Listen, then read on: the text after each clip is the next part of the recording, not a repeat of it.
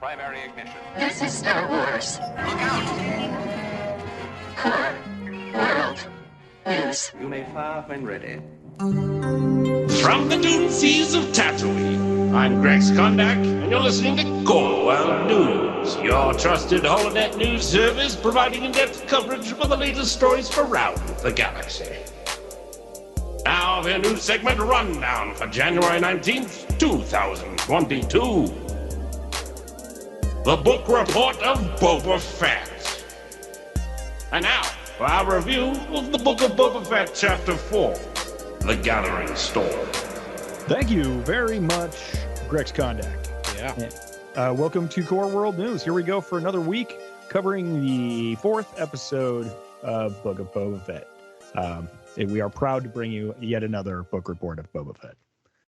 How are you guys doing this week? Adam, Grant, what's up? Oh, all my dreams fulfilled in this episode, I must say. Yes. Lots of droid love, and that goes a long way with me. So I got 2 thumbs up. Love this episode. Yeah, 100% agreed. And it's one of the things I have to realize is the pacing on the show is different than the pacing on The Mandalorian, which I appreciate. And so I'm like, why didn't they do this last episode? I'm like, because they're doing a longer game. So some of the stuff I wanted them to do last episode, they did in this episode where it made sense. Your Tuca cat took out your microphone there. Sure did. I think I'm back in business though. Yeah, right. I was making my point, but whatever. You get it. You get the idea. Yeah. We're going to talk more about like the timing and how they use scenes. Like, I don't know what I'm talking about. I'm not a film like expert by any stretch of the imagination, but I can tell when they take time to do beats now, thanks to, doing this podcast for 219 times. When they're just taking their time to like make a point and it doesn't need to happen, but they're making it happen because it's a fun beat. And there's just so much of that through this whole episode where they just want to take you on this ride. It's just like, it's like Robert Rodriguez and Jon Favreau, like playing in a sandbox and telling these really fun Star Wars stories. Definitely tugging on some nostalgia things too, but yeah, fantastic. Why don't we start? This episode was also like the connective tissue I think we were missing from The Mandalorian and from where this show begins, and sort of connecting Fennec to Boba, and that whole storyline that we really didn't get in The Mandalorian. We kind of had to take Boba's word for healing her. We got to see that story in this episode, and so that was fun. That was great because it was always kind of headcanon before this episode, and now it's kind of filled in. And they did it in a way that advanced the characters as well. So it didn't just feel like, story for story's sake. It actually was very important and meaningful because we just see at the beginning of the series, Fennec and Boba are just kind of, best pals in a lot of ways. Yes. And this does a really good job of showing how quickly they got there and why they got there. You also get Boba Fett's kind of MO, like his motivation in this episode. We finally get the definition of who he is now in the Star Wars canon. Yeah. And it's brilliant. It's actually, they double down on it. They basically like hammer this twice in the episode where he is definite in his new direction as a crime lord. He doesn't want to take orders from anyone ever again. He doesn't want to risk his life for, people he deems, idiots or which I thought unworthy. It really explained it for me. I was like, yeah, that makes total sense. He's just like, I'm tired of being kicked around. Yeah, didn't have to be any grand thing. It was just like, I'm just tired of being someone else's boss. And that's what we talked about the most before the show came out. We were like, who is Boba Fett now? Like, who is he in the galaxy? And we got that's all now filled in. Now we know exactly his trajectory, like what he's planning or, how he's operating. And he's no longer a hunter, like, period. I have to ask you both, A, did you expect to learn this soon in the series? We're at the halfway point here. This is episode 4 of 7. And B, did you expect those flashbacks to catch up this soon? Like at 4? Like okay, and then No, and then now I it's- thought the elements were so compelling that they were bringing in that you could play them long form. Yeah. And in like they're doing now in a serialized way, you could still do that, but just really tease stuff out for longer and make it more devastating when it collides. I think you could, a lot of characters I think I would draw out, especially the Tuskens. And I don't think all the Tuskens are gone. I think there's actually more story there, honestly. I don't know. I think they're do we see the person who trained, the woman who trained him? Do we see her? Did she die? Yeah, they all died, alleged. I don't know if we saw her on the pyre. She might have escaped. She was I think I saw the pretty hard. chief. Yeah, I thought I saw the little chief. stick, and that's Yeah. all I saw.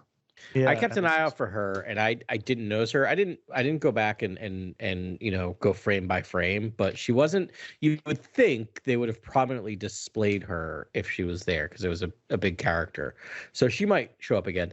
To answer your questions, Ben, yeah, I am surprised. I think I kind of appreciate that the storyline sped up when it needed to speed up.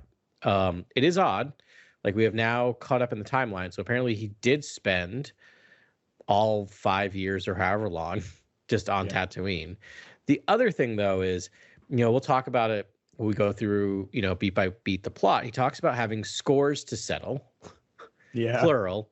We see him settle a singular score. 2 scores. Yeah. 2 scores. That one though was like kind of the end of it, right? So part of me is like, is there more are we going to get more flashbacks that fill in some of this? Or even I was talking with Carly about this, or even if they're going to keep the flashback as part of the show mechanics, which I kind of like, we can go even prior to Jedi. It'd be very easy to tell those stories, right? We just put someone else in the armor, and he never takes off the armor. Oh, like in Django armor? Right. Or his I'm armor. Constantly surprised that Dark Lords of the Sith don't like linger or haunt more characters in the Star Wars galaxy. Like you'd think Boba would think about Vader now and again, or Luke would think about the Emperor, or like these are essentially dark wizards in the fiction of it all. You know what I mean? Like I don't know what effect they have other than to inspire fear. Especially when you're dealing with a ton of people with mods. I kept waiting for a Vader reference. Right. Yeah. And I mean, Boba's worked closely with Vader. I don't know. It's odd that it's not odd that he wouldn't be included, but it's like, he could talk about it. Vader could say it, just, blasé, just drop Vader name. Yeah. And like I used to work for a guy with his mods. fans. Yeah. Yeah. Yeah, that's a good point. I didn't think about it. I mean, it's a big galaxy, and Boba's a hard case, but yeah, like if you run up against like the evil incarnate a couple times, you'd think you'd remember it. It's a big galaxy, but this show is not acting like it's a big galaxy. I'm I don't know. shocked. It's a big red herring at the end. I'm hoping that it goes in a wildly different direction than what a lot of people are thinking at the end of this episode. It's obvious what's going to happen, but I hope it's not. Yeah. I hope it's a different. I hope it's Can we start at the beginning and just blow this thing, and then we'll get there, and we'll end with our pontification, because that to me is the most fun. That's what I was looking for today, is just talking about the end of the show. Yeah. Because I know we've already talked about it for hours and hours, but I know we could talk about this for like forever.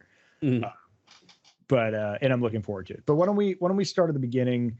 So we finally get the end of the flashbacks. We kind of talked about that. That's sort of wild. We gotta start with that opening scene though, with the bantha and the flare and the title card, finding Fennec and the title card. Like that was such a great opening. Yeah, it was so awesome. So we have a different perspective on the battle from Mandalorian episode 5 from the first season, the gunslinger. And it is the scene when he walks up to her, the tease. It was the like Breaking Bad, like who is that with the shoes kind of thing. I'm sure your soundtrack minds caught the Mando sting. Oh yeah. Well, there's a lot of there's a couple. Yeah, I know. We'll get there. We'll get there. Yeah. I went interesting at the very end, and Carly went, "What?" And I'm like, "Well." Yeah. Okay. I guess it starts there, right? That's the first time you hear it. Yeah. Yeah. I missed the one at the end. Jenny was the one who told me about it, because it happened so many times. I was just like, well, they're just sort of blending the vibe here. But, it's like you can't press the motif button too many times, Right. Yeah. and they do because there's a lot of crossover with Mandalorian here. Yeah, so we get him, and then it was so great. He flips her over, and then it was like boom, title card, like you said, and then you get like the Daft Punk, cyberpunk bar on the outskirts of Mos Eisley, which is now instantly my favorite travel destination on Tatooine. Like, with Thundercat doing mods. Was that Thundercat? It was. Yeah. I would look it up, and I was like, the jazz in the beginning, the kind of like electro jazz. That was. He probably made it himself. That was incredible. Yeah. There's like drum and bass. There's like Prodigy blasting in there. I'm like, nice. Okay. Yeah, industrial is like kind of. It felt very late '90s. It felt very much like my senior year of high school in that place. Yeah, it did. It does have that vibe, man. That is sort of funny why they went that way. Yeah. Jenny was like, "Is this like Star Wars EDM?" And I'm like, It's trying things. Older, yeah. It's pushing the envelope. Yeah, it's a pretty interesting. I thought it was almost like Matrixy. Yeah, it was a different feel, but I liked it. I thought it worked for Boba Fett and Fennec Shand, two kind of outlaws.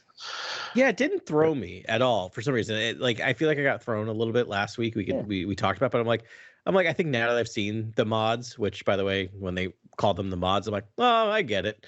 But we'll get there. But I was like, all right, this is now part of the Star Wars universe and a galaxy, and I've accepted it, and now this feels right. Yes. Yeah. So that's pretty super. So I was really surprised. He's like, aren't you going to close her up? And I'm like, yeah, wouldn't you want to be closed up? And then he's like, no. Show that off. That work away. Yeah. That's the choice. Yeah. Maybe we should wake up her and ask her. Yeah, I know. But it was also kind of great for that body horror moment, which like I'm not a fan of, but that was like twist. I am. Yeah. Yeah. It's like, and then Boba's like, "You are Master Assassin, Fennec Shand." I was like, nice, like Master Assassin. Like that's a great title. If Boba knows you as that, that's pretty awesome. Yeah, there were a couple Boba Fett. He needlessly introduces himself a couple times. Once to the LEP droid, which is pretty cool. Yeah, but that was kind of terrifying. But that literal campfire scene was pretty cool. Yeah, they start like hashing it out. It was like there are things that they long play, but there's actually stuff happens really fast in the show. Yeah, they actually do. It's really tight. They know how to like move the exposition when it needs to just be moved and gotten out of the way, and then like some beats they just really play with. Yeah, that's the fun connection between Boba and Fennec is that, he starts that. He was like, I too was left for dead on the sands of Tatooine and the dunes of Tatooine. And I was like, this is great. And then he was like, I was rescued by the Sand People. Like they took me in as one of their own. And then, he's like, I tried to help, but then they were like slaughtered or something. And it was like just devastating. And you got the whole, whatever we saw in the flashbacks, he basically tells her about that. Right. And it's like, Tamora Morrison is just, I think, incredible. Like I even like the hammy, like, I'm Boba Fett, the needless introduction. Yes. It's like, I'm Batman. It's like cheesy and fun. And I think he does it perfectly. So I'm Batman. Agreed. And I respect that. Last episode and this episode, after the tribe got slaughtered, there was no like falling to his knees screaming no to the sky, right? Like he's stoic. He is stoic. It hit him and it hurt him, but it's not one of those things where he's just like, I did this. I'm I can't do anything at all. He's like, well, what's the real cause here? What's the real problem? Right. And much like most people, instead of thinking about what actions he did that led to it, he's just like, you know what? It's these crime lords that keep getting people killed. Yeah. Yeah. Yeah. And then and then again we get that we now understand his compass, where he's heading, and how he's not going to work for anyone anymore, and how he's going to be his own boss and and run this crime empire. It's really funny because really from here on, every action and like beat feeds into like evidence that he's moving on and why he's moving on, right? What made him sort of changed. Everything Fennec does is like, she saves his life like no less than 4 times over the course of the rest of the episode. It's true. Yeah, there's a great like B plot in this episode where Boba's like, I need to get my armor back, and then and then she's like, why? It's just like armor, whatever. It's Yeah, basically. And he's like, not best guy, and then he's like, I'm less persuasive without my armor. And I was like, that line is fantastic. And then I love the whole B plot of him going to get his armor in this episode. It's kind of like in the background there's some great scenes where he goes to do that, and that was really fun. I love how they sort of left it up to us to be like, now go watch. If you don't know what happened in between there and when he like KOs Bib Fortuna, then go watch. And Carly's watched all these. I think just, she watched The Mandalorian and watched this. And she's just like, wait, so how did he get his armor back again? I'm like, well, in a flashback and a flashback, because now we're like flashbacking and flashbacks, because now we have Boba's flashback and with Timothy Oliphant's flashback to piece this all together. Right. It's great. Right, I love it. To get it all there. Yeah. Then there's the heartfelt goodbye to the Bantha between Boba and the Bantha. That just Boba loves animals. All the feels. Yeah. All the feels in that scene. He's a friend of the beasts. He loves the beasts. Beastmaster. Love him. Mm-hmm. Yeah. Like they're just taking that holiday special note and running with it. And I think that's great that he's the master of beasts. There was also a good line there that I didn't want to skip over, but Fennec says it's unlikely that speed bikers took out Tuskens. Yeah, that's true. Good call, Ben.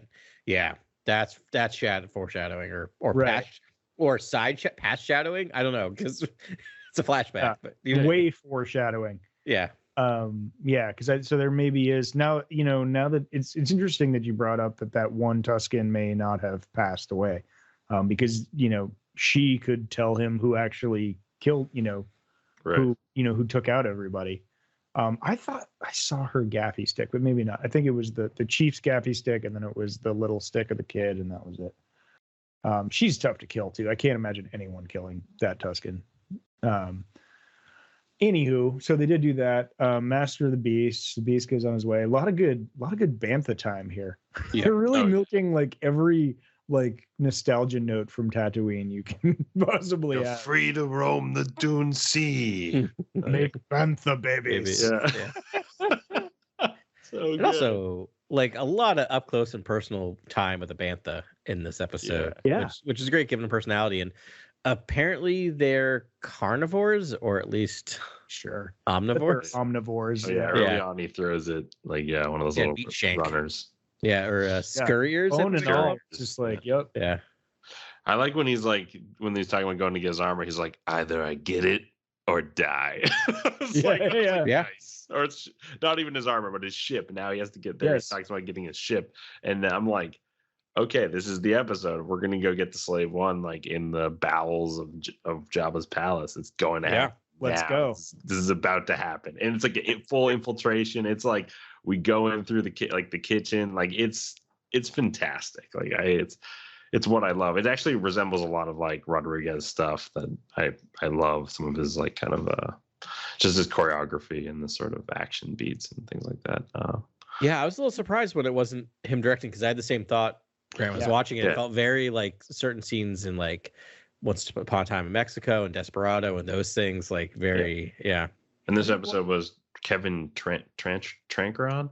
I believe so. Yeah. Trancheron. Yeah. Have you ever seen anything he's done before? Either? Yeah. Doesn't he do the Mortal Kombat film? Didn't he do that? Oh, really? Oh, yeah. All right. Well, nice. that makes sense. That makes perfect sense over quite well. The amount of hostiles and how much combat and choreography was going on. Listen, that movie made me. And you see some real. You see a tussle in this episode. Well, you see a real tussle. That also works, because I may have at some point, we'll get to it, have been yelling at the screen, finish him. Yeah. we'll talk about when that comes out. I screamed, do it. And you exactly. Yep. That's great. Actually, that movie made me play MK11 for 8 months straight. So I enjoyed that movie. It was fun. The latest Mortal Kombat movie. Feel in this episode, there's definitely some great choreography. Yeah. We'll get there. That's actually, I think, standouts. I watched the episode again. That really stuck out on the second viewing. I was like, this scene is insane. Like the bar fight, like not even a bar fight. It's just one character taking out a bunch of other characters. But we'll get there. Okay. Almost there. Almost there. All right. Quick follow up on the director. So he made a short film, Mortal Kombat Rebirth, which is a proof of design concept, which I remember watching way back in 2010. Yeah. Which is it's only way back in the day. I know. Which is like the best Mortal Kombat thing you would ever see. So if you haven't, just go. I think it's on YouTube. Go watch it. And that's why we ended up getting this new Mortal Kombat feature. He was supposed to direct it, and then it just didn't happen. So I don't know who directed the new one. So he didn't direct it, but he directed that one. He did, but he did the proof of concept basically that got that movie made, and it's really good. Like it's really pretty impressive. What a deep cut.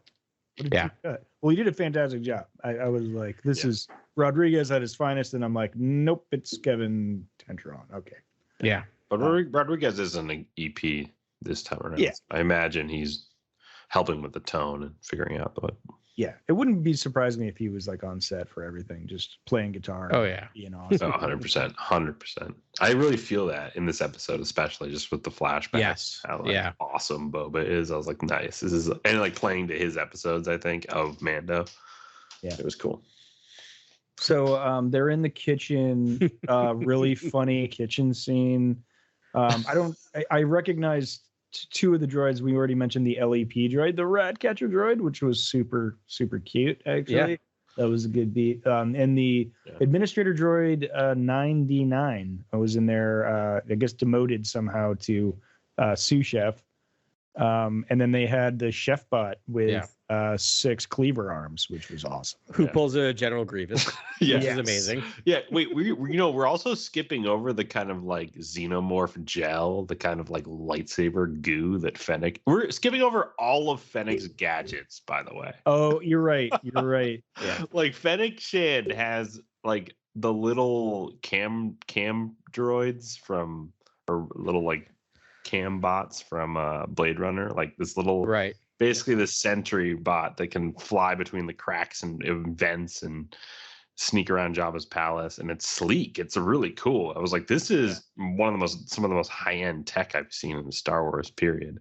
And then she has this goo that's basically put on anything and just cuts through it. And it actually makes, the first time she cuts through the bars to get them in Jabba's palace, it makes the sound of like the lightsabers of like Luke and Vader's like lightsaber of them it's saber locking, right? Thank you. I heard that noise. I'm like, that's a lightsaber noise. It was amazing. Yeah, it was awesome. That happened. Yeah, I was like, okay, that's amazing. Just that's my favorite kind of Star Wars. Yeah, lightsaber. Crackling. There was a lot of vintage noises, definitely with the Sarlacc when it like grabs a hold of Slave One. It's like it lets out this peal of noise, and it's like a classic this Sarlacc noise you didn't even know.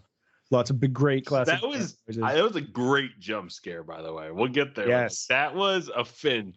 Adam, you're the master of jump scares. Did that get you at all? Like I was looking in closer. As a person who wrote, I was like, what is? Yeah, it's like a circle in there. Like what is that? As a person who wrote a rather and way too long blog post about jump scares, of my utter dislike of them, verging on respect of them.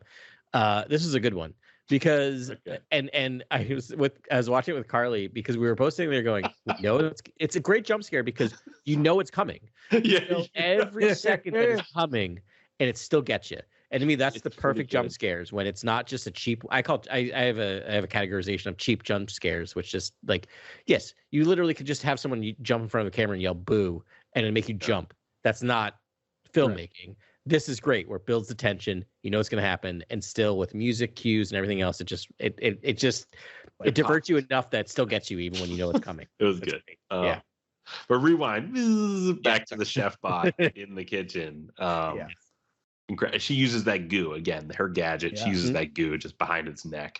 Like you're wondering how they're going to subvert Revenge of the Sith more than they already do. You're just waiting for that next tier of subversion, and then it's just like, oh no, she's just gonna gel. Like, of course, it's the gel on the neck. It's like it's over.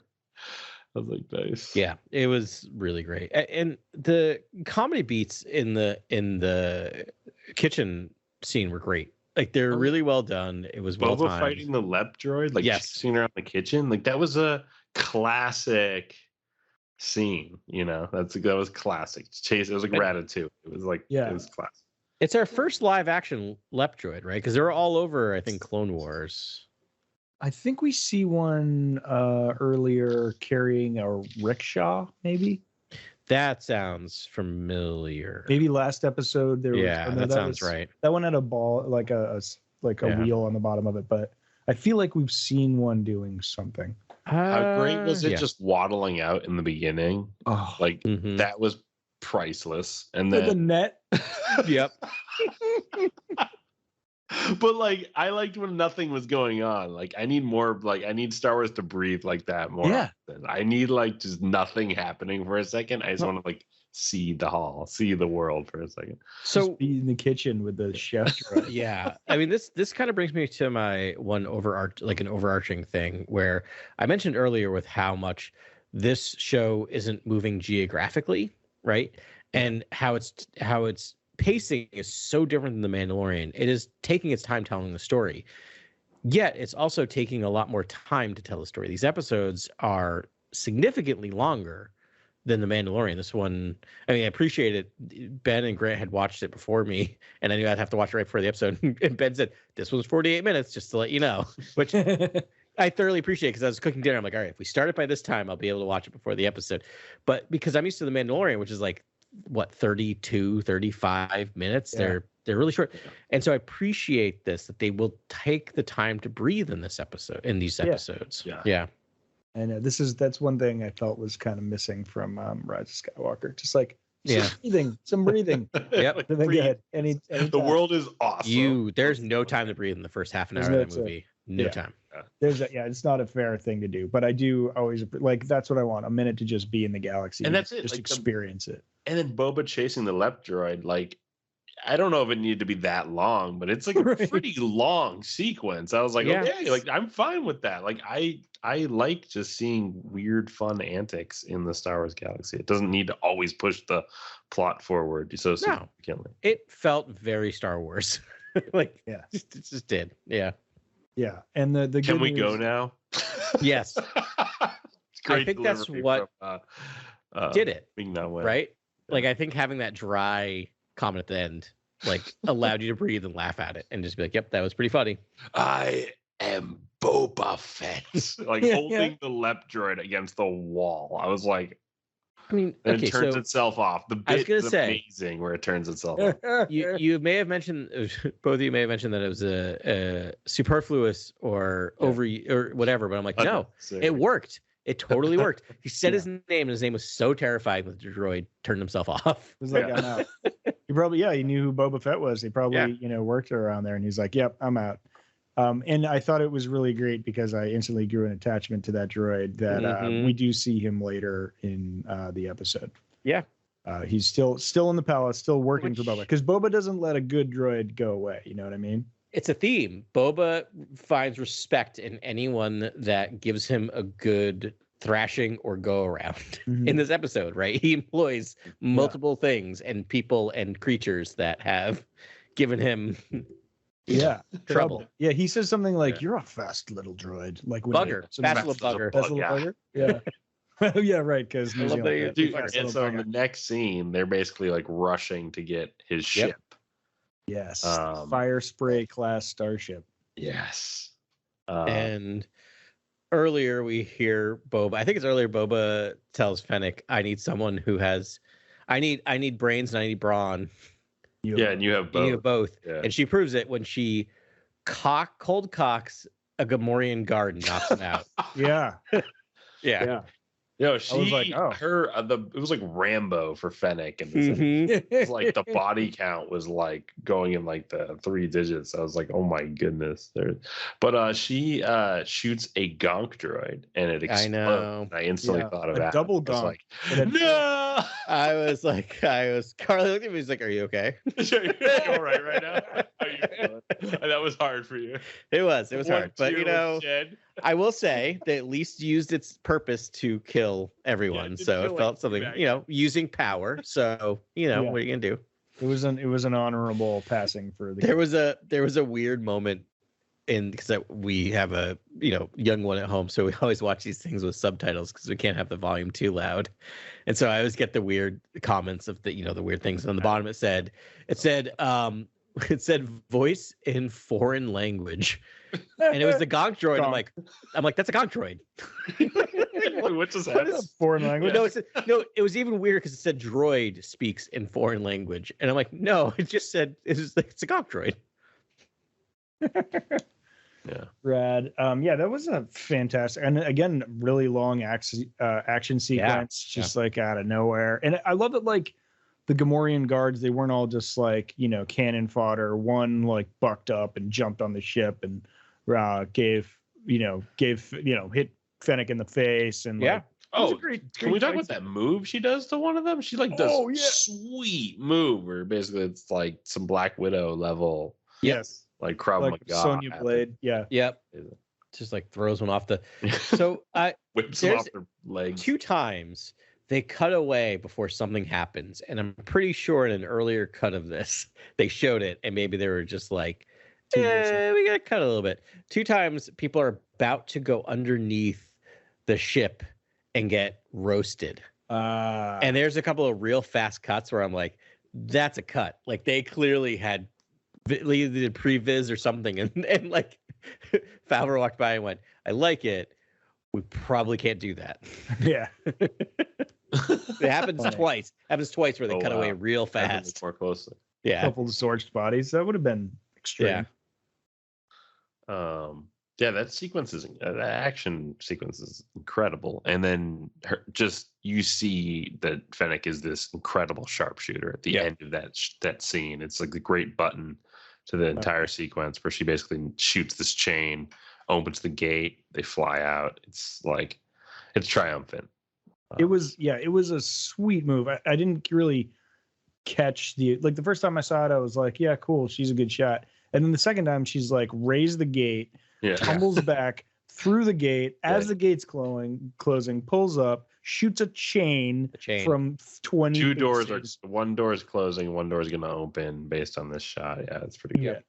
Yeah, it does that, and then bang bang, her door closes and they're out. And then the music cue when they're leaving is like, oh it's perfect. Yeah.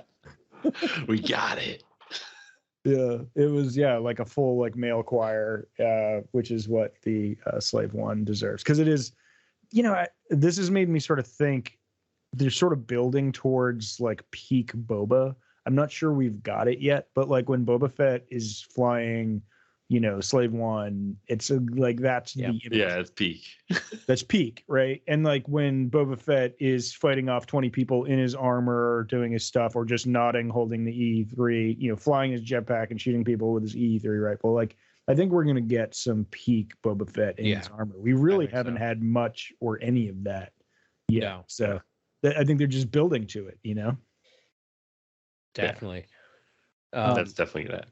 Right. So then we have a couple scores to settle. And my favorite, the first one, this scene. It's so well shot.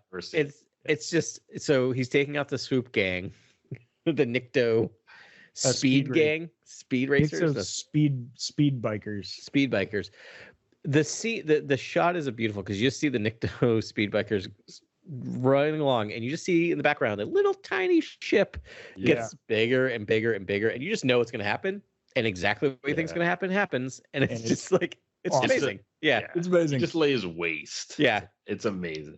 The upshot of the shot where he's flying over them. Can we talk about that? It's almost like it looks like early American like Western paintings of like buffalo hunting. Like it evokes like some of the most epic imagery I've ever seen, but it's like the way they frame the Slave One and the way they frame the speeders. It's like, it was one of the most beautifully composed shots. Obviously, storyboard, the entire thing's concepted out, but that shot was stunning.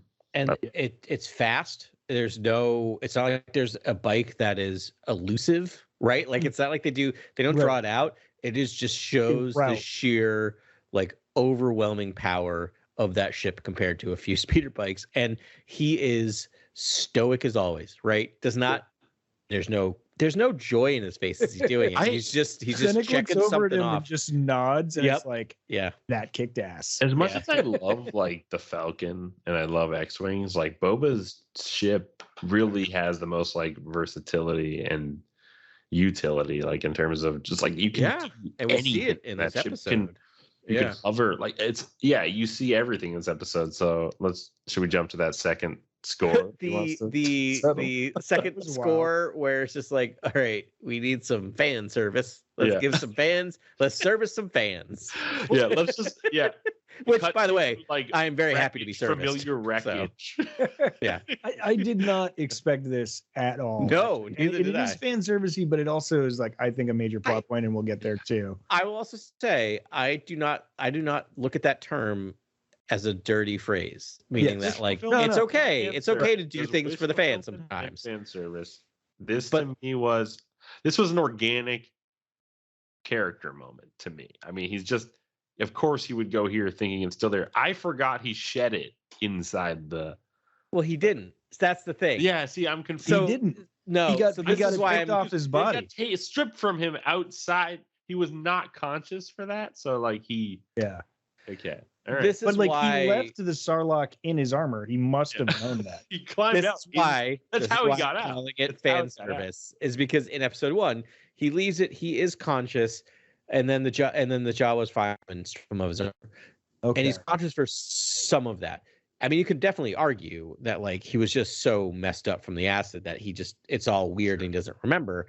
But I'm sure they were just writing this going like, yeah. But don't we want him to actually blow up the Sarlacc? All right, let's just do it. You know what I mean? Well, so Which is that's like, it. So that's honestly, it. do it because it's an amazing scene. I accidentally fast forwarded the episode when I No. first started watching it. Just accidentally, I hit the remote and it just did that terrible thing where it just started Oh, I hate that. Oh, I strumming hate the that. entire episode. Scrolls forward, And I yeah. saw Boba like at the helm of the Slave One, and I saw him like aiming at the Sarlacc pit for a second, and then I just quickly closed my eyes and tried to rewind it No, back. no, Baseball or something. And I was always expecting him once he got his ship back was just like go there and basically stare at it and have some like existential moment, and then just like Just blow shoot it up. everything, like all of his Yeah. firepower at it because it gave him so much help. And I was like, and then when that beat didn't happen, I was like, all right. But I do like that it did get destroyed. But The shot from inside the Sarlacc up, when you see Slave One Yeah. slowly eclipsing it, is like to me is just it's an amazing Star Wars shot. yeah, Does that make sense? Like it's Yeah. in my mind as a Star Wars moment, and I'm sure they really wanted to show that in the preview. that for the was season. logic. I'm surprised they it felt didn't. it felt like Right. pushing the envelope a little bit when the Slave One like goes to like Oh, yeah. basically. I had the like, same thought. Yeah, It's basically hovering at like 1 mile per hour, just right. like it's like repositioning over the Sarlacc pit.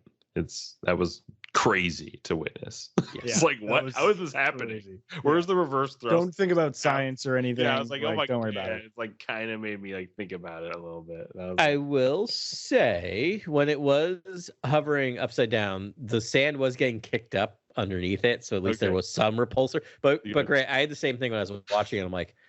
I was like, I don't think that's how that works. And then I went, and then in my mind I went, look great. wait, we're pretty watching standard. Star Wars. This is not science fiction. This is a Yeah. space opera. Right, right. But In I your mind, too, whenever you I ask too questions regret. like that, yeah. the answer is always "Shut up, nerd." No, good. I had the same exact response that when I saw that. I'm like, interesting. Yeah, yeah, wild. And then of course I was like, they found a way to use the like thermal imploder again. Yep. The Sonic, It's amazing. whatever. Yeah, Yeah. Sonic. That was a crazy scene. Basically, the tentacle like ensnares them, and like Yeah, it's terrifying. Boba's trying to pull away and can't. And I'm like, oh, like Ooh. it's over. I was like, it's over. Like I thought the Slave One was awesome. I thought like, oh, this ship is awesome. It can do anything. And then I was like, oh, it can't escape Sarlacc. Not a Sarlacc. Yeah. And not just one tentacle. Like, and if it got Yeah. any And more- we see it in Mandalorian, which happens after that point, so we know it sort of made it. But yeah, I did have that thing too. I was like, it's gonna die. It's Yeah. yeah.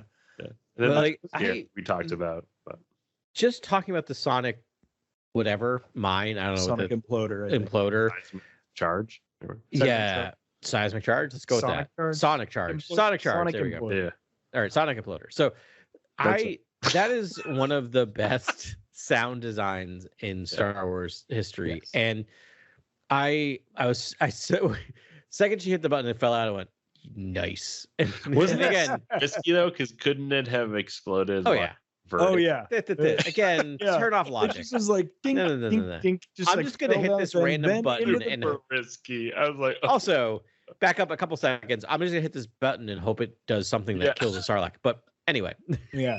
regardless, that's I went nice, and Carly went what? And I went just wait. And she's like, what was that? Because it's very subtle because they hide it underneath the sand, right? And I went, Yeah, it's a Sonic whatever I called it. She's like, what's that? I'm like, oh, from episode 2. She's like, oh, that was really cool.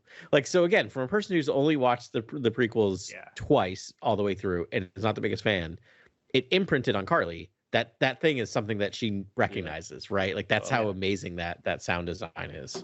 Yeah, they used it in Mandalorian again.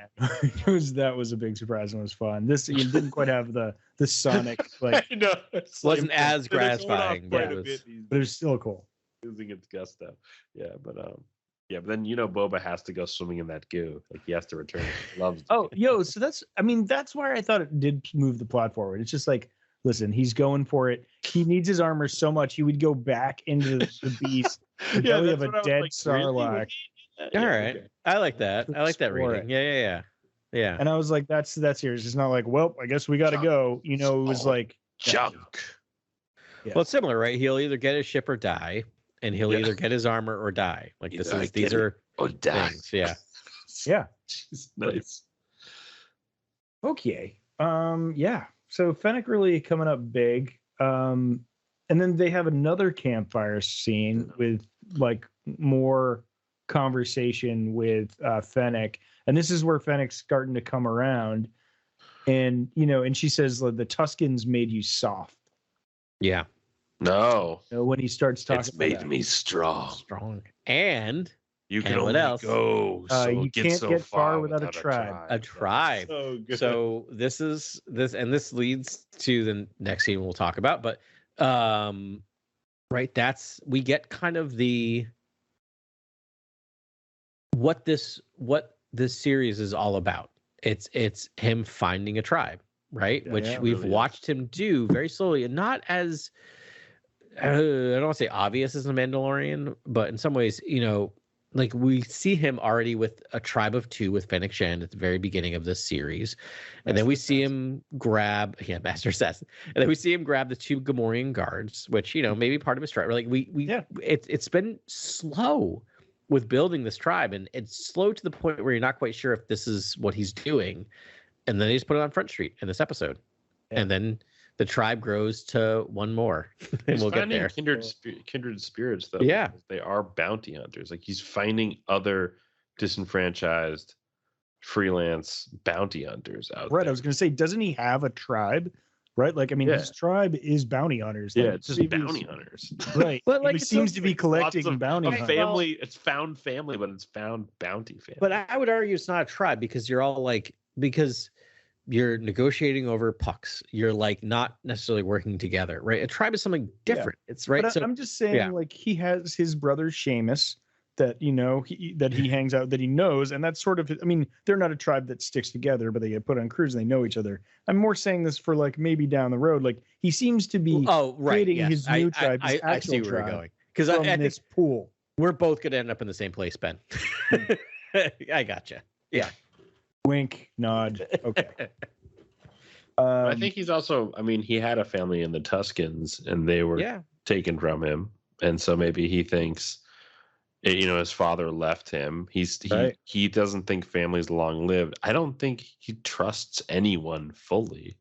Obviously, Fennec Shand, and in this scene where this campfire scene that we're talking about, this is really where he makes a pledge to her. He's like, "I pledge my life to protect yours." And it was like, if you join me or whatever in this in starting a Gatra and which works, right? Yeah. Because if you think about it, she just wants profits, right? She talks about that. And he says, well, I'll cut you in on the profits, but you also get my loyalty. The profits coming out of Boba's thing does not seem all that big. right? And she could very easily just leave and go get all these jobs as an assassin and make probably a lot more. So it really does show that it was this pledge of loyalty that was something new that a lot of these individuals aren't familiar with. Yeah. So after this pledge of loyalty, after seeing Fennec Shand, and I would also say like there's at one point I think where Fennec is like, I want to say she's like, yeah, worried about Boba when he climbs out of the Sarlacc pit and he's covered in acid. There's a kind of moment of, it feels like, caregiving. Yep. Oh yeah. Real loyalty, real affection there in that moment, like wanting to help him, clean up from the acid. Do you still think a betrayal could occur? Do you still think Fennec Shand the tables could be turned and Fennec Shand is this wild card up the sleeve here for the show? I do. I don't want to. But I do. I'm gonna keep on this. You're gonna keep on this theory. Yeah. Wow. Yeah. Nothing's gonna shake me of it other than if we get through the season and it doesn't happen. Yeah. How wild would it be if she does turn on him, breaks his entire faith in a tribe, and then he ends up being a bounty hunter again? Right. Yeah, like that's maybe that gets him. It gets him the reset. But I don't know. But maybe he's realized that the rest of the tribe he's grown is stronger, even though one betrayed him. But we'll see. I don't think so. The only way she could be if she could betray Boba in my mind is if maybe she's working for Crimson Dawn and like Crimson Dawn is secretly running the spice trade and the Hutts have lost control they haven't had control for like 15, 20 years. I will say, I guess the thing that may be proving or may prove me wrong, and this is again another one of those things where I am more than happy to be wrong. Does that make sense? Like if we get to the season, I'm wrong. I'd rather be wrong than right on this one. But it kind of connects to the next scene, and I guess we'll talk about that. Yeah. So wait, when he's out of the back to town? Right, we're leaving the flashback now. Yeah. We're now in present day. This is where the story starts heating up. I love the structure of this show, by the way. When the show is like, we're leaving flashbacks for now, present day. Present day is tense. It's like a Michael Mann film. I'm like excited to go to hit the streets. Like, let's go. Yep. Let's go. Like, show face. We can just start moving forward now. Yeah. So he's out so he gets his last back to treatment. So that answers another question there. We were all sort of wondering, like, is he dying? Right? Yeah. No, it seems to all just be you are Sarlacc completely issues. Healed. Who does the voice for that medical droid? It sounds like I don't know. It's a good question. Tars from Inter. They're really close to the Tars. chest with the voice acting. I don't understand. Sounds incredible. Unless it's like a super noticeable actor, right? Like Matt Berry. They you tend are not completely to. healed. They just don't do anything. Like matter of fact. It's just very nonchalant. I love it. Yeah, I love when Boba's like, as the major domo like talking, and and Fennec's like, he's singing like a yuzum, and I was like, yes, more incredible Star Warsian dialogue. Oh my gosh, a yuzum! They just like actually called out that character from Return of the Jedi, right? Yeah, that was the yuzum. They're talking about the mods. I missed that. The mods, some more. I forget what they're talking about, but they're talking about the mods. The mods are doing something or another, but again, they called them mods, and I'm like, I'm like, you know what? As a person, of the fashion style, making me. Yes, I mean they are mods. Mods were on mopeds. Like, so I literally teach a 45 one class in my as my crime and pop culture talks about mods and rockers and the history of that and everything. Right. So when I saw that, I'm like, all right, I guess as a person who literally teaches about mods and rockers, I probably should have gotten that closer sooner than this, but I didn't. Oh yeah, that's a nice reference. Power hates a vacuum. Yeah, it's another Boba line that comes in there. I love that he just takes every line that is more eloquently stated and then just does a Boba to it. Yeah. Like he Boba-fies it. Not power abhors a vacuum. Yeah. Right. Power hates a vacuum. Power hates a vacuum. Same thing. Yeah. Same thing. Gets a little Boba on it. Right. And then are we straight? Oh wait, no, he goes to the bar, right? He's like, he needs to go hit the town, right? And show his face. Yeah. Like, which is kind of ironic because he's showing really his mask, not his face. But no, true. And then flex on the locals. I think my favorite scene yet in Yes. Book of Boba Fett? Definitely mine. This is a scene that I think we've all imagined since, Han talked about it. Yeah. We've as fans had this headcanon. I mean, for a time. Again, it's very similar to the jump scare from earlier. Yeah. Right. Because I start this, and the second you see Black Chrysanthemum seeing the Trandoshans, I'm like, yeah. Again, I must be insufferable to watch this next to, but Carly seems to be okay with it. But I'm like, yeah, get those Trandoshans. This is the Robert Rodriguez sort of content I thought we were going to get, was like bar fights and hopefully by the end of this series we get what I've been expecting the entire time, which is a kind of shootout, but like almost everything gets obliterated in the shootout, like the production design, the set elements like get obliterated. Like hopefully that happens, but we basically got that in this. Like basically you see a room get just torn to shreds in this episode, and it's powerful stuff, and it's stuff that if you're a really deep fan and you have read a lot of the Legends novels, and you've watched Clone Wars obviously, and you know about the Dr. Aphra, and read comics and the dark history of the relationship between the Trandoshans and the Wookiees, like this episode hits home in like a really powerful way, and it's like it's you understand the feud on a deeper level, whereas I feel like fans who maybe are just coming to the series, like they might just see this as two creatures that just fighting each other. They're just fighting. For us, it's like it's a really dark blood feud. It took me a second actually when I saw it. I'm like, what is the? And then I was like, oh, Trandoshans and Wookiees. Yeah. And I was like, oh no. Yeah. Oh no. Not good to put those two in a bar together. Yeah, and if you will recall the tribute that the Doc, what's his name, Streusel, Doc Strassi, gave to Boba was a Wookiee pelt. That's right. So so it kind of came full circle there a little. That's right. Yeah. I mean, this scene delivers on a promise from 40 plus years ago. Yeah. But in like a very Rodriguez Tarantino way, in a way Tarantino. where they let it breathe for a second. First of all, we need to talk about like the actors in this episode, because I feel like is it Jennifer Beals who plays Garza Thwip? Like Whip. She is amazing in this scene. Like or she's like, I remember your years in the pit. You were like, your martial prowess, like you were a legend. Like the name Chrysanthemum brought like the crowds by the thousand. Like she's just like this like just trying to like talk him off, talk him down, but just like please don't coat tearing a Trandoshan apart. And like to set the scene for the listeners, if you haven't watched the episode, miraculously, I don't know how you stop listening. Please just go back and watch it. Too late. We've ruined 95% of it. Basically, Chrysanthemum is in the sanctuary, Garza Thwip's sanctuary, just hanging out, just drinking some beers, getting hammed. It's spilling all over him. Yep, getting hammed. A giant getting hammed. He looks like he's had a couple.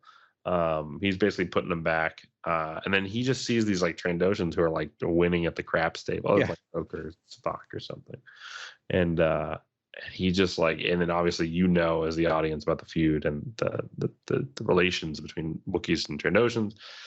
Chrysanthemum lights up his knuckle dusters and just goes to town on like 4 Trandoshans and just like throws them, like one lands in like the worst way possible, like right off the back neck, snapped. I was like, oh my, like it felt like Justice League, like it felt like when Batman's like the warehouse fight, almost like it was kinetic, like totally pretty tactile, like so great stunt work, so great choreography.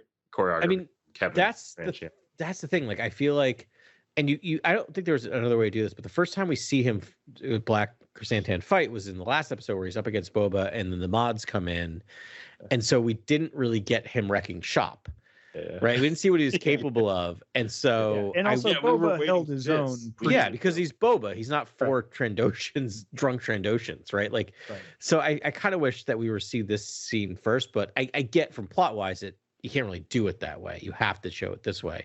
So it's nice that he gets his moment, right? You can see why he's a force. Yeah, it was just fantastic. And then, of course, picks up the Trandoshan, has both arms and both hands. Everyone knows it's going to happen. And then, like, the beat stops. And like you said, Grant, it like turned into a Quentin Tarantino scene. Yeah. And I was trying to like put a name to it. I'm like, yeah, that's what's going on. Yeah. And Garza. Garza the Whip, tries, really just compliments him, talks about his glory, talks about how killing these Trandoshans would be, surely it would be beneath you. Surely. Yep. Yeah. And then Black K says, good beat here. I'm just like looking at. Yeah.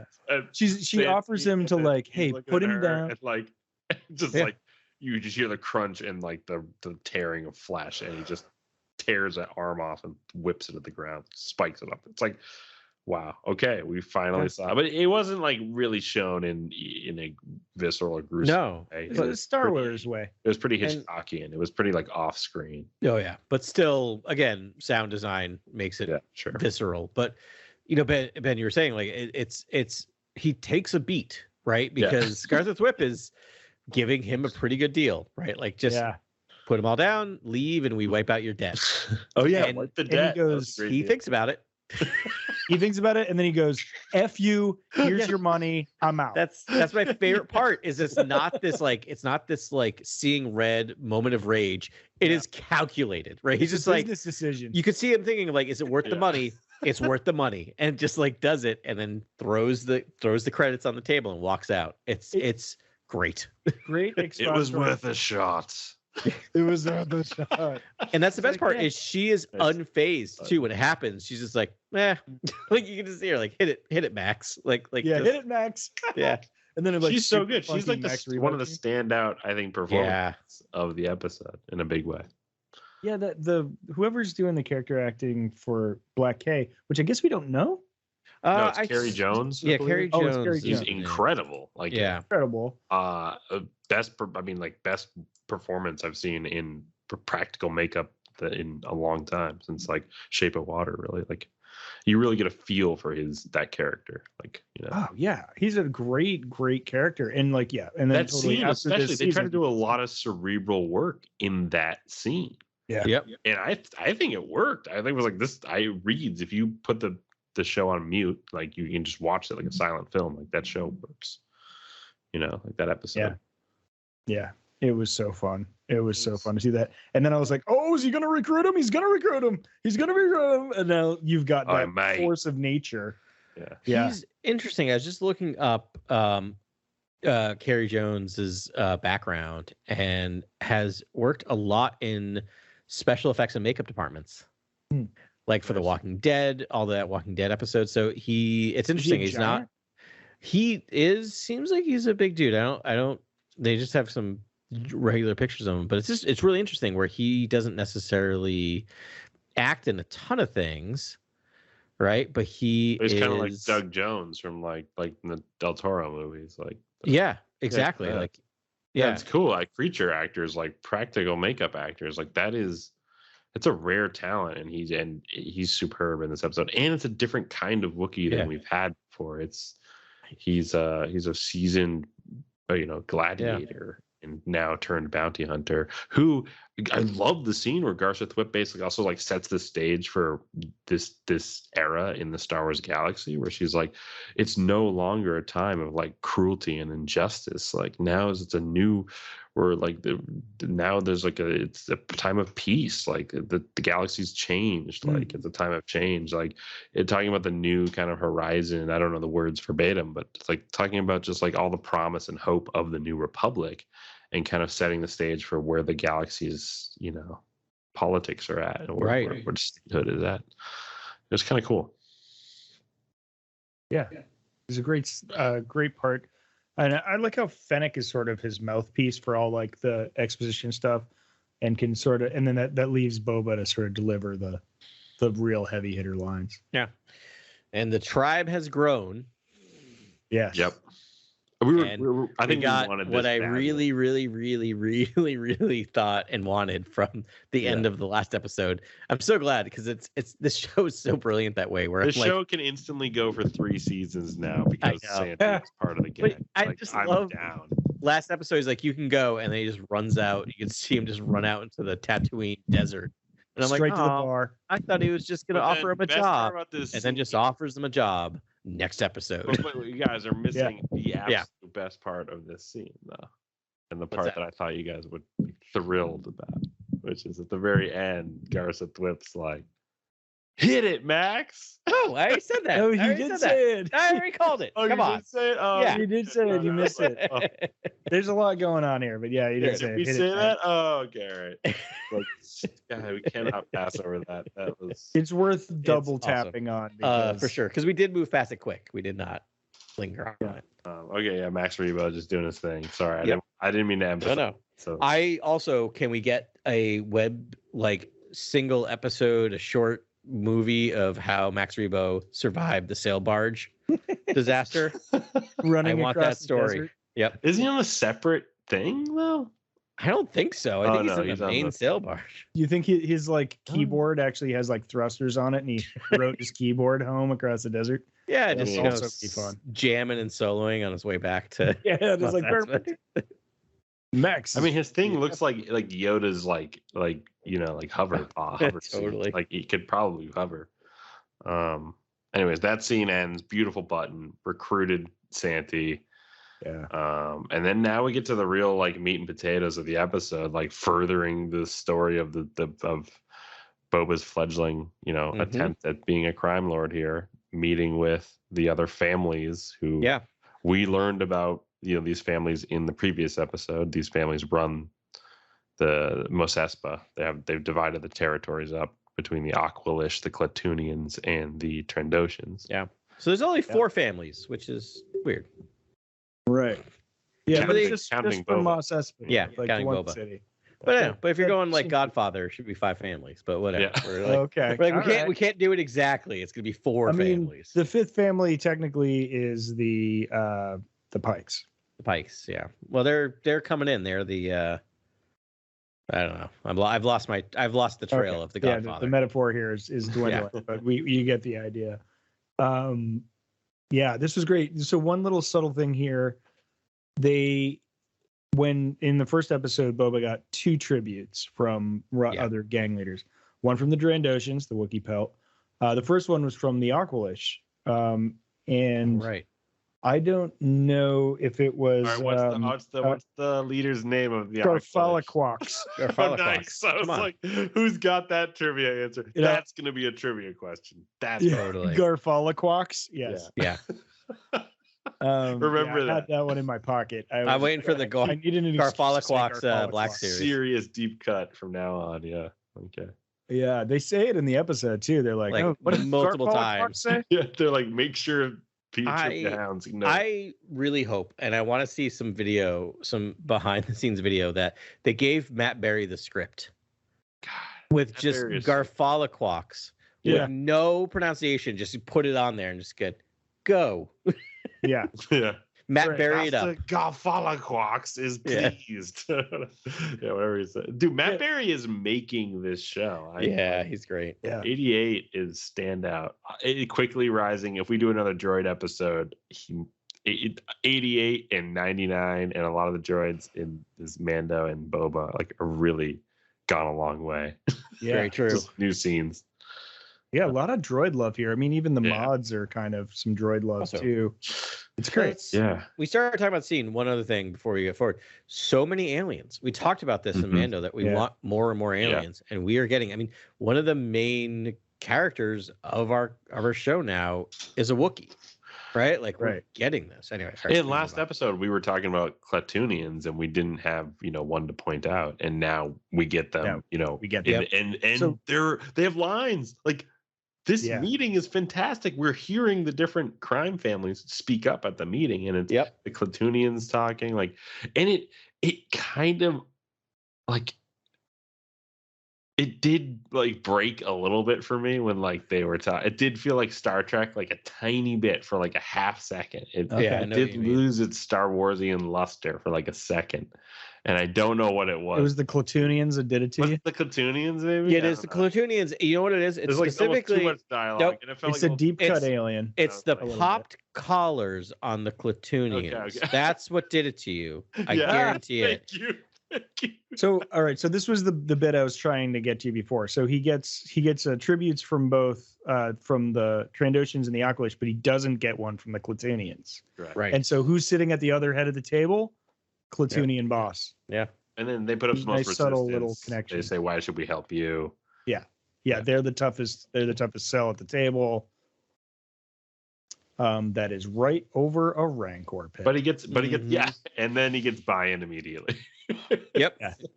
Well, but not full buy-in, right? No. Just like we won't side against. It's a you. weird deal. Yeah. The deal is like, just don't knowingly betray me when it Yeah. comes to the Pikes. It was a very simple, like, just in dealing with the Pikes, do not betray me. And it was like, that seems easy enough. I think they're thinking that's very simple to follow. Like, I just won't. Oh yeah, I mean they're totally not clearly going to follow that, but yeah. We'll see. There's a lot of factions that could be involved in this fight now. Like, are there rogue Tuskens? You know, are they going to get double crossed? Who are these? Yeah, you know. I do feel like someone like Mayor. with Fennec Shand alluding to the like someone else, not the Niktos sand speeders, but like someone else could have killed the Tuskens, like, and the Pikes coming in, like showing this like a show of force. I feel like there's another element here. It could be Crimson Dawn. I think there's some other overarching crime syndicate that's controlling the spice trade that are not the Pikes, basically, and not the Hutts. I agree. I feel like there's going to be another shoe that's going to drop. But I do love that this show is kind of exactly what I wanted, but didn't think I would get, which is this really, it's a crime story. We're building all of these ancillary characters who have competing agendas. Some can work with others, like the mayor's in on this, who's just disappeared. We have the Hutt twins, you know, have left, but they're still out there. We have the Pikes. Like it's really great. Yeah. I just looked back at our notes from our crime syndicate treatise. And that had sort of the changeover, right? So we're in between, we're in the New Republic era right now. And according to this, but very early, the Pikes were replaced by two factions. One are the Red Key Raiders, and the other was Kanji Club. Yeah. So so I know you wanted to be Crimson Dawn, Grant, but they replaced Sun Tool Pride and the Guavian Death Gang. Oh wait, no, they were replaced by them. So I don't know. Maybe they're going to retcon all this, and Crimson Dawn will be the ones that do all that. But Kanji Club and Red Key Raiders, it wouldn't hit with the same force. But those are technically all right. Wrap your head around this. The New Republic era is the era with the most amount of time that we've seen in any Star Wars film, right? So, which is really weird to think about because it's the least explored. So that's true, but we're only like a couple of years, 5 years into the New Republic of 35 years. So we don't know with that timeline when those things happen. So there's a lot of fights and dealings that could happen before it settles into those factions. Yeah, I just think it's a great opportunity. I mean, like I'm a big Prince Jizor fan too. Like if you want to do Black Sun, like I'm down. But I just feel like there's a great opportunity to use Kira as a character, bring her back to the fold. The Terrace Kasi and with the dark saber out there, like there's lots of fun. Like, why wouldn't she want to like fight the person with the dark? Why wouldn't she want to do more fun sword fighting with vibro swords instead of lightsabers? You want to hear a bold prediction? Yes. Lock in force and attack position. We do not get out of this season without seeing one of the following three people. Okay, here we go. Han, Lando, or Kira. You know, that's fun money. That's the fun money. What about Dr. Aphra? People are like, there's a lot of fans, but those fans are a small faction of the larger percentage of people watching this show because the number of people who read comics is relatively small versus like because these shows cross over to the general Star Wars fans, right? So the general Star Wars fans went, "Oh, that's a really cool." I think it's Kira though, Adam. Like you're saying, I would make I make that a lot of sense. Yeah, it makes perfect sense to me. I hedged my bets a little bit by naming 3 people. But my point is we still need a Baby Yoda moment in this show, and we haven't had it yet. Okay. Black Chrysanthemum is the closest we've gotten to. 2 Hutts we're about to and a get- Rancor. Yeah. But I mean, a Rancor. I mean, the least surprising thing is that we saw Hudson and Rancor in some ways, right? Like that we've been on Tatooine so long. Like it's just like they're so steeped in Return of the Jedi. Well, let's right talk now. about where we know where the show is heading at the end of this episode. Oh, yeah, that's a good point. Let's talk about we're that. almost Yeah. there. Thing here, where basically, Fennec Shan talks about, if you have the credits, like we're going to prepare for war because the pipes showed up. War is coming. Yeah, the war is coming. You gotta go to the And- mattresses. Yeah, we got to find some muscle. And then she's like, I know where to look if you have the credits. And then we hear the Mando Right. theme music play. Shocked. And Yeah.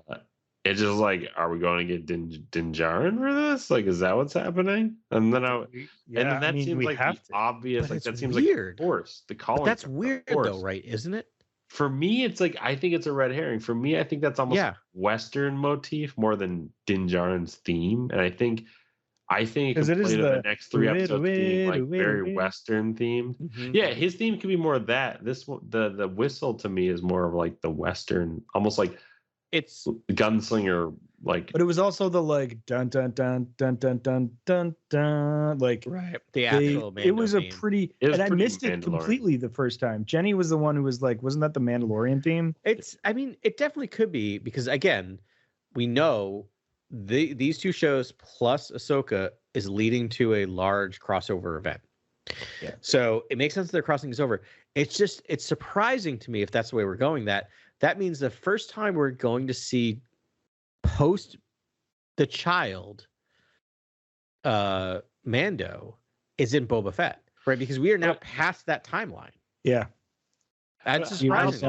I also Yeah, we're don't past- understand the whole like Boba recruiting Din Djarin to like fight off crime syndicates when he himself is sort of like takes tributes for protection as a sort of like authoritarian figure that maybe Din Djarin wouldn't agree with. Like I don't know. I guess Din Djarin yeah. comes from Well, that world, so. Din Djarin doesn't have to agree to do it. Yeah. Like and also I think it's going to be Fennec Shan. I don't think Boba's going to fly. I want Boba to travel after this. Yeah. But they've already established early in the series that Fennec's like, I can go do this for you. I would prefer if it was the whole team. If it was, even like, Chrysanthemum and Boba Fett and Fennec out on a mission together to go like gather muscle. Yeah. But I think they did sort of drop the hint earlier that Fennec was going to be the one to do that, and Boba would take care of stuff at home. Yeah. I would kind of like if they each go their own way to find one other person. Oh, that'd be cool. That'd be a fun episode, right? Like Fennec, Chrysanthemum, and Boba each go different places to find people. Yeah. Yeah. So what I have a else- feeling that Oh. that the like kind of like the whistle and twang, the kind of Mandalorian motif. Yeah.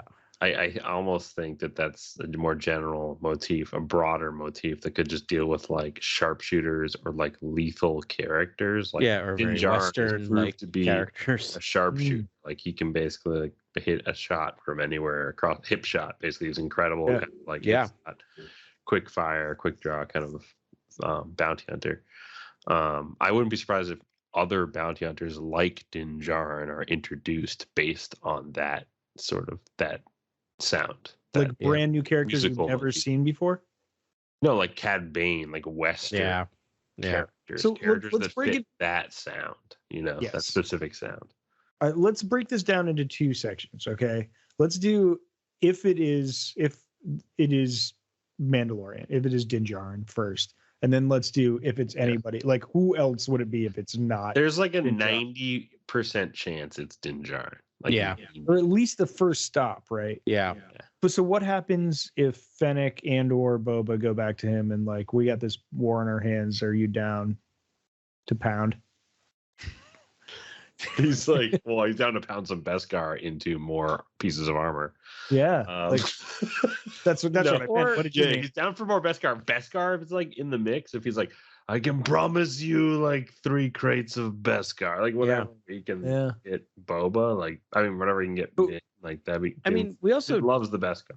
We also don't know where he's at right now in terms of like emotionally. Like he got rid of the child, right?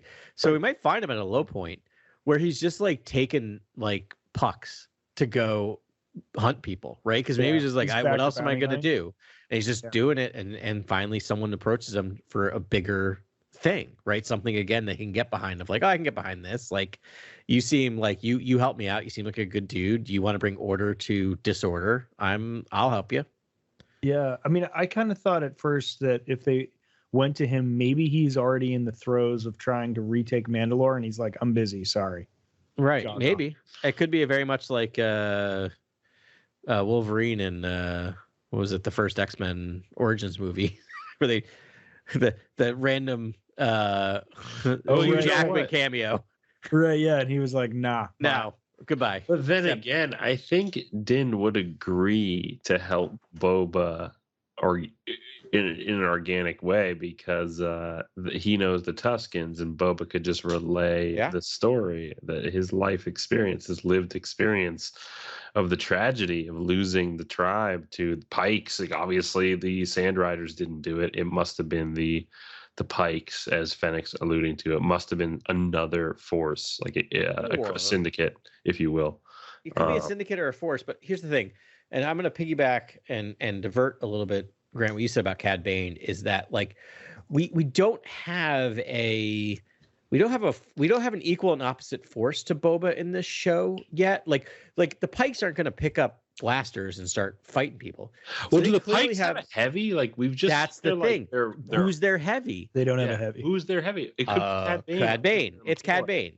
Yeah, It's gonna be Cad Bane. He took out everyone. He's like, I took them out. Like I heard you were there. Like, he'll say something that's very Western and weird. Like, do his Cad Bane thing, and it will be great. Like, it will be great. Like, especially in live action. But like, again, if they don't go that direction, if it's Crimson Dawn, if it's like, if we just get more of Boba versus the twins, like, I'm fine with that as well. Like, I don't need Cad Bane, but who are the twins heavy? The idea that there's gathering forces, and this is called the Gathering Storm, and we're heading to a big climactic moment here where Boba has to meet his match, and now Santi's on our side. Like, Santi's not. I thought Santi was going to be this drawn out villain of the entire thing, and have this epic showdown with Boba and like throw Boba around a big street, somewhere in Mos Espa. Yeah, this is an interesting point. We don't know exactly who he's facing. We just know he's pulling together a dream team of awesomeness. I mean, and don't forget, this is a show that has no problem steeping itself in nostalgia. Yeah. So yeah, I mean, some other like real quick before we move on to the field. Din Djarin could be down and out. You're right. Like, he could just be depressed and drinking away in some slug hole somewhere in the galaxy. He could also be back on that bucolic planet with that like girl in the. Yeah, that's where I was thinking he would go motivationally, because like I feel like he connected with her in a pretty major way. Oh yeah, definitely. Yeah. Helmet off, just being a like a shrimper, and that's he like ate a meal with his helmet off. Yeah, it was right. Nice. And he seems to be coming to terms with that.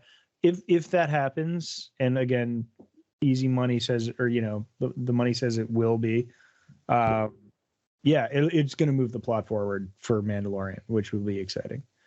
All right, let's go to the field. So like, who else could be on the team? Like, why don't we start with like who Fennec knows? Yeah. Other than Din Djarin, she knows the Bad Batch. Bad Batch, right? Yeah. You think about that? Which would be interesting, because I don't think you could actually get Tamura Morrison to play anyone from the Bad Batch. I think they all look different. Yeah, you could easily. They could. But facial modification, practical. Effects, or is it Cody? Is it Cody who's still alive? Who's still alive in Empire Strikes Back? Well, no, Rex. Rex. Yeah, you're right. It's Rex. Old. Yeah, but you can make him up, right? Like, I feel like you could do this thing where she just has met Rex through the Bad Batch, and there's Rex, so maybe. Yeah. I definitely thought about Rex too, because obviously that would be Tamura Morrison. They'd actually age him up or something. Put a white beard on him, which would. It'd be pretty cool though, right? Or like any other clones, like Rex and a couple other like weird clones, and they're all Tamara Morrison. Like that'd be pretty cool. Be great if you looked at him and went, Dad? No. I really wanted Camino in this series. Like I was such You'll a get it. Season 4. strange fan in that I wanted some. And I thought Adam, I think one of you guys has sort of theorized that like might get a plot line where it's like, how is the Imperial cloning technology connected to the Kaminoan like cloning technology and like operations, and like I would love to go down that rabbit hole to see like what the Imperials farmed from the Kaminoans and how they do it, and maybe how it's maybe not as perfected as the Kaminoans, but like I don't know. And like seeing a Kaminoan on screen again in a cool, more thoughtful way would be really fun, especially for Boba. So I had this thought, Grant, that like because they've established the flashbacks, that we would continue to get flashbacks, but they'd go further. Well, actually, he's not in the back to tank anymore, so there's no like device to do the flashbacks. So all right, that kills my idea. But I was thinking they would go back further and he would start delving into his time on Camino. But I think all that stuff of like, you know, Daniel Logan looking out the windows is just like him losing his dad, like not having. It's just a metaphor. Yeah. It's just a metaphor for you. Like you're going to constantly lose your family. Like he loses the Tuscans. He lost his dad. Like you, like the family he's clinging to, this newfound family. Like I think he might sense betrayals in the works, or like people will betray him. I don't know if he has trust. I think he's still building all that stuff back up. I think he trusts Fennec. Like, and I think Fennec trusts him based on some of the actions I saw this episode. So I feel like they're pretty tight knit. And I think Santi is an awesome addition. I think those three together, I'll read that comic series for life. Like that's a great trio already. So if you add Din Djarin, like that is like the Avengers in Star Wars. Right. At that point. yeah, Din Djarin. I mean, but all right. So who else though? There's others. I mean, if we follow your who stops them though? Like, what's the threat? Because like Pikes are gonna get smoked. Like, I don't know. Like, what is in order here? Because like there have to be some heavies on the opposition that have to go against this all-star team. Yeah. I mean, well, here's one. So we've been pussyfooting around the classic bounty hunters. So let's just dive into the classic bounty hunters for a second, because the thing is I have a problem seeing Black Chrysanthemum and Bosk fighting together. Me too. I ran up against that too. If the Trandoshans double cross and are working for the Pikes, that means we could get one of the heavies on the other side. Could be Bosk. Yeah. There are, and to be fair, there are heavies walking with the like crime families when they leave Jabba's palace after the dinner. Like you do see some like you do see their bodyguards walking with them, and they look pretty. They look pretty tough. Like but you need a couple of like known entities. Yeah, they have to be known. Yeah, and they have to go against Fennec Shan. They have to go against Boba Fett. Like they have to go against Din Djarin. They have to go against Chrysanthemum. Like we literally spent this episode demonstrating the power of Fennec Shan and Black Chrysanthemum. Right, building them up, showing how formidable they are. I was thinking there's and there's a Rancor on our side. Like, and it's gonna be Boba Fett riding a Rancor. Yep. Sorry. I thought there's a world where actually our heroes get routed, and then the Klatooinians, Trandoshans, and Aqualish actually break their like neutrality and come in and save the day for the greater good, and like he's made a difference. Maybe that's boring. It is boring. Yeah, it's more Robin Hood than anything else. It's like he's trying to just better the community, you know, and do what he can, you know. But it's going the other way. He's like, I mean, he's bringing together these ringers, and it's just sort of like I would take Boba Fett's team against the field any day. But I mean, they're, you know, they don't have numbers, right? They got some red shirts in the mods. They got a couple of Gamorreans and then some, you know, Avengers, like you said. This is where it's fun to invent new characters, though, too. Like, there'll be some new bad guys are like all new design, new concept, and how they fight, how they operate. Yeah, I mean, there could be a vacuum there, and like, so you know what? Like, they could create the vacuum. Ultimately, they defeat the Pikes, that's when the Kanji Club and or Red Key Raiders swoop in and fill that vacuum. So they're probably not going to join in with the Pikes. But I mean, obviously, I was thinking. I'm still fingers crossed for Amara Jade, guys. I love it. I'm always 1000-1. Mara Jade. Purple lightsaber. He's like, that's the lightsaber that killed my father. Like, I don't know, something super campy. Yeah, that would be wild if they. Like, who do they have as? I mean, Ahsoka is out there. That'd be far. But if they recruit Din Djarin, they could recruit the Mandalorians. But I mean, the one that I thought I was like, Fennec knows criminals and she knows more assassins and bounty hunters. So yeah, low hanging for like we get Simon Pegg as Dengar. Yep. Forlom and Zuckuss. Yeah, IG-88. Like now we get the Empire Strikes Back Dream Team back together again. I don't know. Also, they like comedy on these shows, and if you get Din Djarin and IG-88, you're gonna have comedy there. Yeah. Right? Because he's gonna mistake him for IG-11. Oh yeah, right. Yeah, I guess you're right. And so then that scene writes not itself. Friendly. He is the droid that Din Djarin fears. Yeah. As did the Hutts work with any other society or culture more often? I feel like Twi'leks. And if all right, so if you go to Bad Batch route, you could go the Omega route, right? Which is interesting, right? In and of itself. And Omega knows Harris and Dula. But that's right. His sister's running around somewhere. Right, his twin sister, essentially. That could be a pretty interesting reunion for like 5 people, for pretty much the listeners to our podcast.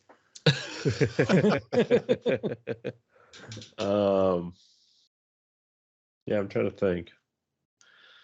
I wouldn't mind like a Prince Shizor, like that species. Yeah, I mean, so here's the thing. I think you're onto something there, Grant. I think in the end, it's going to be a mix of people from the Mandoverse to give the people who love the Mandoverse their taste.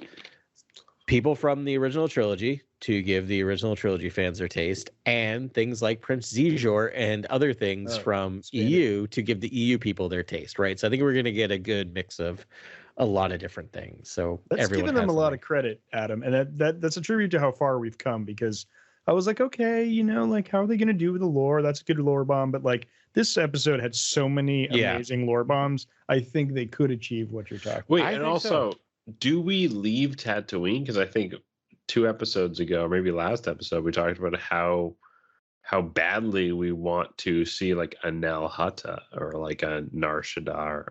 Yeah, I've kind of flipped.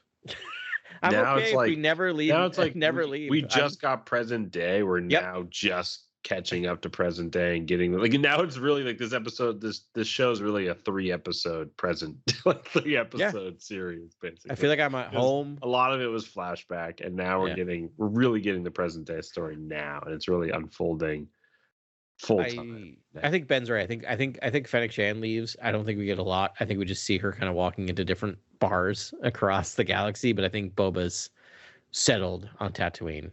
Yeah, I mean, we could bring in Cobb Vanth if he's settled. That's a good point. I mean, like, I'm talking about like who do they fight? Who are they fighting? Like Pikes? It's an excellent question. The Pikes who have hired IG-88 and Bosk. Yeah, Forlom and Zuckuss. Maybe that's what it is. Valance in this show, or it's like it's not just the Pikes. It's like the Pikes are like, we need to defend our interests, and they're with the Black Sun. What's a classic? What's a classic like when they do crime episodes like in Clone Wars, like which syndicates, like what are the armies, like what is the threat? Like I feel like Pikes, and I feel like Pikes alone. Black Sun was there. Yeah, sure. But they're in the cartoons. It's a lot of copy paste, right? Like it's still like a copy paste Pikes. Like there's not recognizable. Right. Yeah. There's no real heavies. Right. So if we're going into like comic book thing, we're gonna have Cad Bane facing off against Boba because now everyone has to have a one-to-one connection. We'll have Bosk facing off against Black Castantan. Who is Fennec Shan's Kira. Opposite number. Yeah. Kira. Yeah, Yeah. Kira's a I was good going one. to say, yeah, Kira's a good bring one. Crimson Dawn in there. Yeah. Kira and Fennec Shan. That would be actually a great opposite number. I love it. Or it could There be you Shizor. Nightstick. No, Or Shizor Deathstick? level. Failing. Oh, Deathstick. Yeah, Shizor. Yeah, but he's not really gonna he's not gonna get in the mix. You know, like he's not Failing, like not fighting Shizor, one-on-one. but like a fighter. Like yeah. a sword fight. Not even a sword Yeah, that might be where a new character Sharp comes into play. Yeah. new character. Yeah. Man, it is going to be something we're not thinking of it, and then when it happens, we're gonna I be know like, it's gonna be of a course. classic Yeah. thing, and so it's gonna Right. be like something from Tatooine that we're not thinking. I mean, I think the Tuskens are going to play a role somehow, Yeah. but I don't know how. Like, it could be with Boba, it could be against Boba, it could be like some other tribes, and it's just like, then he has to face that. I have a wild idea. Yeah. We don't know what Tuskens look like without their Right. head wraps on, correct? Right. So we Correct. don't know if the trainer lived. They could very well bring Stop her into being this in Tusken. some way and have her not be a Tusken anymore. Yeah, I was thinking about that earlier when you mentioned that she's still alive. I mean, that would be cool. A Jedi or something. Yeah. Yes, that Yeah. could be the. Couldn't she be the Jedi? The like. Totally. She could be Mara Jade. Couldn't she be a Mara Mara Jade esque? She's Mara Jade. esque thing that's like this meta. Like, we know you want Mara Jade, but this is just a new character that wields Mace Windu's lightsaber or something. You know what I mean? Yeah. It's like a trigger for Boba It's Fett. Jara And then Boba Made. Fett learns to like Jara get past that fear and Jara be like, Made. you're cool. Yeah. I love that idea.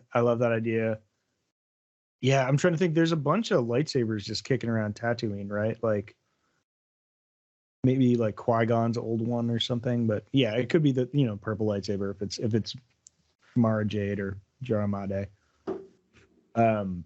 Yeah, I love that idea. That would be fun because I think we're gonna see a lightsaber before the series is done. It's Star Wars. We're not getting through this. We're not getting out of this thing without a lightsaber. we're not going to. I don't really. You think so? Yeah.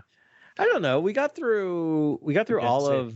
Oh no, we got the dark saber at the end of season 1 of the Mandalorian. So we still got a lightsaber at the end of that. Well, so. and Luke Skywalker's green lightsaber. No, but in the second season, I'm just saying, like, did we even get through one season Yeah. of the Mandalorian without a lightsaber? I'm like, nope, we did. At the very end, there was a lightsaber. Yep. Yeah. I think the fun thing about the prequels is that Lucas doubled down on the armor and the design in using Jango Fett to be more active than Boba Fett was in the original trilogy. Yeah. And then when he fights, he's fighting like a Jedi in Obi-Wan, and like it was a perfect matchup. Like that armor with all those gadgets versus a Force wielder with a was lightsaber. awesome. It was Great. like it was a great juxtaposition of like all the tools and assets. You could subvert the moment. You could do all these fun action beats. Like it was just so cool that Django had all these little tools. Yeah. And Obi-Wan obviously has all these little magical abilities. And just show that people can hold their own against Jedi. Yeah. But I mean, I want to circle back around because I just did this math. Like, if we get through this season without seeing a lightsaber, this is kind of the first Star Wars property to not show us a lightsaber. And like, if we're equating a season to a movie, which I think is a fair thing to do, right? Like, that's it. Yeah. Like, so yeah, we're totally gonna see a lightsaber. Right. When Solo came in under the wire with so close. Yes. What if the trainer was a Jedi or something? Yeah, I No, love that. I'm on board with that. I love that because the whole story with Boba shows that they are willing to accept outsiders into their culture. Yeah. Yeah. So it could have been someone else abandoned on. Are we talking about synergy here? Is this going to be like one of the whatever? Is there going to be an Obi-Wan one of the Inquisitorius.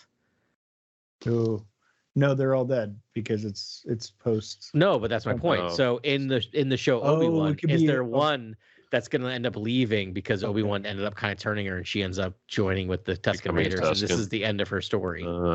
That's pretty That's good. interesting. That's fun. pretty good. I don't It know. does look like there's I black. doubt there's that level of synergy, but Probably not. who knows? But who It does knows? look like she's got black dreads, right? Yeah. So, I'm trying to think what like. Well, Sarah Junda. Oh, Sarah right, Junda could be her. She'd be pretty old by then, though. She would have some gray in those dreads. Yeah, that. she'd be pretty aged at that point. Yeah. There's probably gonna be a new character. Yeah. I don't think we're gonna get a lightsaber personally. I think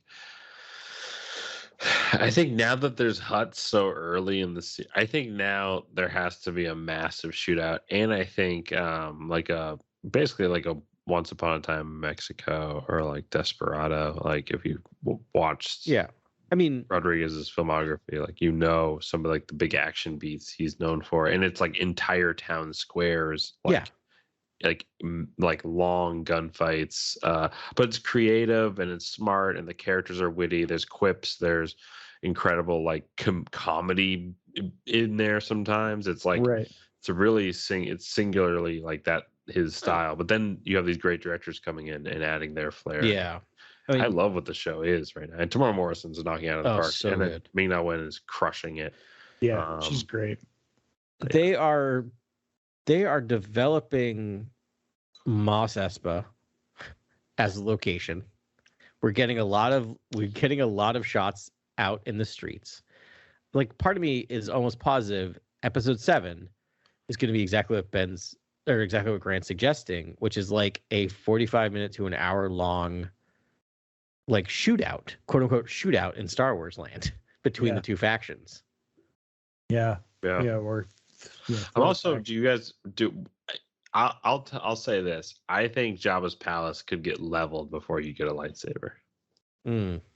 Like, Yeah. Maybe. I mean, I'm kind of fine with it. I think we've explored it as much as we need to. Does that make sense? Like, it's okay. I love it. It's great. It's fine if it's destroyed. No, I don't know, but just like I'd be like, no, the architecture, the Bomar monks worked so hard on that. Like, yeah. Did the scene where they're just like on the like balcony at the top, just like overlooking the Dune Sea is like, no, I want to be in there. That's like actually there's like so much of me like allowed. Yeah, I love cross sections. Okay. Yeah, I mean that's all I'll say though. I don't know if we're gonna see a lightsaber. I feel like there's other story possibilities. I agree, but they are obsessed with their lightsabers. The way that the speed at which the show is moving forward, nothing's off the table. Don't get my expectations up there, guys. Like I will. Also, note that I didn't say we're going to very see upset if a I don't get a Jedi. I said we're going to see a lightsaber. A lightsaber, right? When this episode ended, there was like two things I was really stoked about. One is I think they were going to leave Tatooine. Like I think someone's going to leave Tatooine, and I thought that was really fantastic. Yeah. If you know where to look, where are they going? They're right. Who cares? Like, let's just go. Let's go. I Darth want to see Shaddaa. something else. No, Hutta. Yeah. No, Now, Hutta, Hutta, sure. right? I mean, that would be great. That makes perfect sense. I mean, some It's been hype of name scum and dropped already, villainy, right? Because you gotta think what general Yeah. audiences. General audiences heard the term the planet Nel Hutta already. Mm-hmm.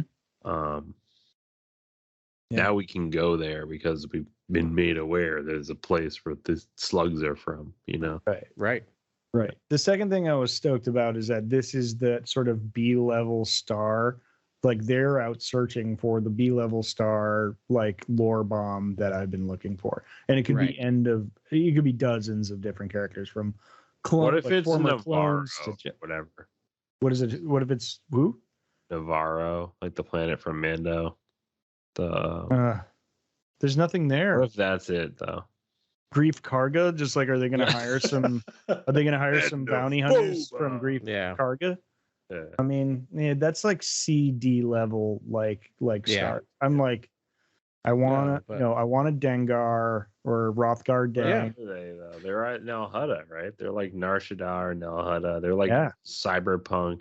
That's why they've already shown us the kids, the mods who are like cyberpunk kids. Like eventually we're going to get an entire cyberpunk environment, I imagine. And where do you do that? You do that on those junk worlds, those like swamp cyberpunk junk worlds. Yeah. But I agree. Like when that ended, I had the same thought of just like this could go in so many different directions of who they're going to hire. Like yes, they hinted with the musical, flourish, but I had the same thought of like there was no like, well, of course they're going to get blank, right? My mind just kept going, well, it could be this, or it could be that, or it could be this person or that thing, which is awesome. I'm very excited. I mean, other than that musical motif, which I mean, I do think it's a red herring. I do too. Or I think it's a Cat Bane calling card, not Amanda, and like stepping in the door, all subverted to think it's Din Djarin and it's Cad Bane. Like, I'm hoping for like Last Jedi level subversions. Like, I still want these big. What? Like that's happening? Okay, like it's like a big, change wind in the story. I like those moments. Yeah, me too.